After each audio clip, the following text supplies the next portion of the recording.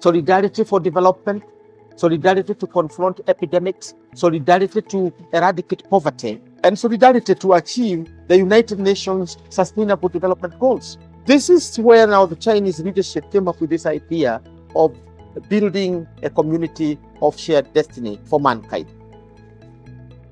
China believes in diversity. Diversity in terms of values, ethics, religious beliefs, and national governance systems are development paths. So China does not want to dictate any other country to follow China. Rather, China is coming up when you are building a relationship, believe in the diversity, give the space and respect other people's, their beliefs, their values, their governance system. In this context, build a relationship on the basis of win-win cooperation and by respecting each other. I think this is the formula which can help to move the world toward the goal of community with a shared future.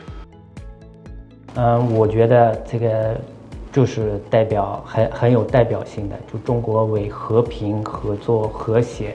毕竟每一个文明都有它自己的历史，文化的发展，有自己的宗教等等等等。在21世纪，不能用西方的一个思想去考虑其他国家的政策。那中国提出来的这些理念也是代表中国，也是希望这个世界上是我们可以很和谐的、和平的，大家一起合作。